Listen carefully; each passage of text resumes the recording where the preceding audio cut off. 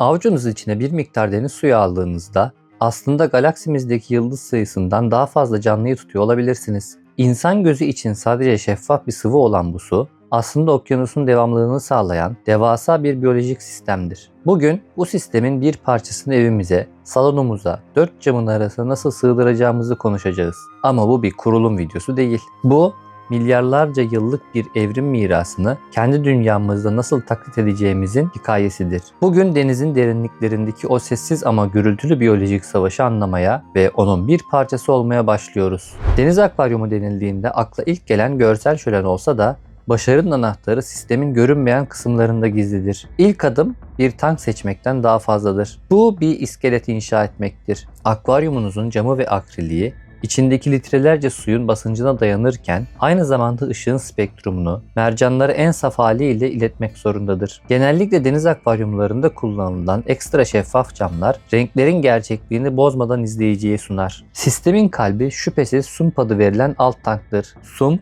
sadece ekipmanların gizlendiği bir kutu değildir. O akvaryumun böbrekleridir. Su hacmini arttırarak sistemin kimyasal dalgalanmalara karşı daha stabil kalmasını sağlar. Bir sump sistemi içindeki suyun izlediği yol, doğadaki nehir yataklarının filtrasyon mekanizmasını taklit eder. Su, önce mekanik bir filtreye çarparak büyük organik atıklardan arınır. Ardından deniz akvaryumunun en kritik mühendislik harikası olan protein skimmer ile karşılaşır. Protein skimmer, yüzey geriliminin gücünü kullanan bir cihazdır. Tuzlu suda hava kabarcıkları daha küçük ve stabildir. Bu cihaz havayı ve suyu yüksek hızla çarpıştırarak mikro kabarcıklar oluşturur. Bu kabarcıklar suyun içindeki çözünmüş organik atıkları bir mıknatıs gibi çeker ve henüz parçalanıp zehirli amonyağa dönüşmeden sistemden fiziksel olarak uzaklaştırır. İşte bu tatlı su akvaryumları ile deniz akvaryumları arasındaki en keskin teknolojik farktır. Skimmer, okyanus sahillerindeki köpürme olayının minyatür bir laboratuvar versiyonudur. Bir deniz akvaryumu kurduğunuzda aslında bir kimyager olursunuz. Suyun tuzluluk seviyesi sadece tuz eklemek değildir. Bu iyonik dengeyi kurmaktır.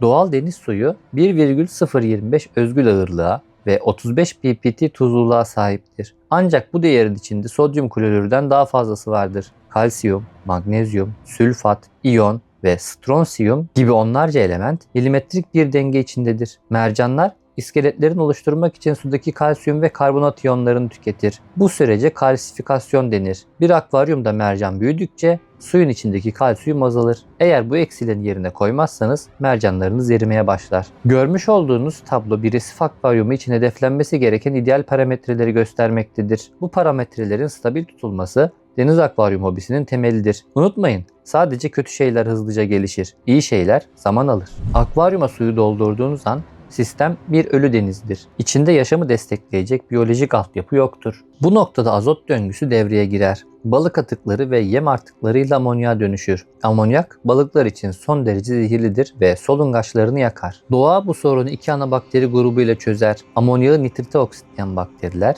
nitriti nitrata dönüştüren bakteriler. Nitrat çok yüksek dozlarda olmadıkça canlılar için nispeten güvenlidir. Bu bakteri kolonilerinin canlı kayaların gözeneklerine ve kumun içine yerleşmesi genellikle 4 ila 6 hafta sürer. Yeni tank sendromu dediğimiz olay bu bakterilerin henüz yeterli sayıya ulaşmadan akvaryuma çok fazla balık eklenmesiyle ortaya çıkar. Sonuç amonyak patlaması ve toplu ölümler. Mercanlar vücutlarında yaşayan Symbiodinaceae familyasından Zooxanthella adlı tek hücreli alglerle simbiyotik bir ilişki içindedir. Mercan bu algleri barındırır. Algler ise fotosentez yaparak mercana besin sağlar. Bu nedenle akvaryumdaki ışık sadece görsellik değil bir yemektir. Ancak her ışık kaynağı aynı değildir. Par 400-700 nanometre arasındaki toplam foton miktarını ölçer. Fakat mercanların çoğu kraliyet mavisi ve mor spektrumları daha verimli kullanır. İşte burada PUR kavramı devreye girer. Akvaryumunuzdaki ışık yüksek par değerine sahip olabilir. Ancak spektrumu mercanın ihtiyacı olan dalga boylarına, özellikle 410 ve 484 nanometre aralığında değilse mercanlarınız ışık altında açlıktan ölebilir. Şunu bilmelisiniz. Akvaryum aydınlatmasında beyaz ışık daha çok insan gözü için uygundur. Mavi ışık ise mercanın biyolojik motorudur.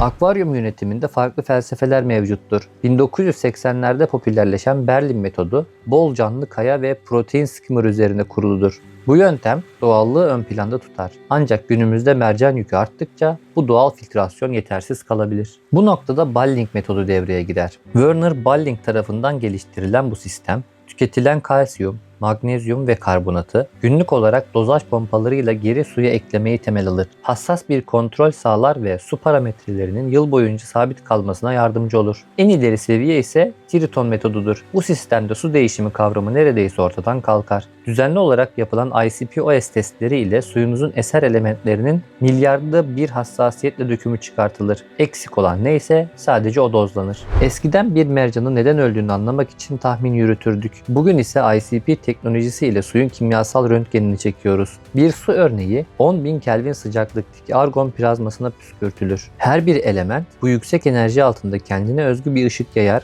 ve sensörler bu ışığı analiz ederek suyunuzda ne kadar demir, bakır veya kurşun olduğunu tam olarak söyler. Bu teknoloji evimizdeki test kitlerinin tespit edemeyeceği kadar küçük kirleticileri veya eksiklikleri bulmamızı sağlar. Deniz akvaryumu hobisi şehir efsaneleriyle doludur. Küçük akvaryumların başlangıç için daha kolay olduğudur. Gerçek ise tam tersidir. Küçük bir su hacminde yapılan en ufak hata sistemin hızla çökmesine neden olur. Büyük sistemler daha bağışlayıcıdır. Hata payınız daha yüksektir. Bir diğer efsane ise nitrat ve fosfatın her zaman sıfır olması gerektiğidir. Modern anlayış mercanların beslenmesi için eser miktarda azot ve fosforun gerekli olduğunu savunur. Tamamen steril sistemlerde mercanlar solar ve dokularını kaybederler. Bir hobicinin akvaryumunda mercanlar aniden kapanmaya ve ölmeye başlar. Su testleri mükemmel görünmektedir. Yapılan bir ICP testi suda kabul edilebilir seviyenin üzerinde bakır olduğunu gösterir. Kaynak araştırıldığında akvaryuma su eklemek için kullanılan cihazın filtrelerinin miadını doldurduğu ve musluk suyundaki ağır metalleri kaçırdığı anlaşılır. Bu örnek teknik detayların hayati önemini kanıtlamaktadır.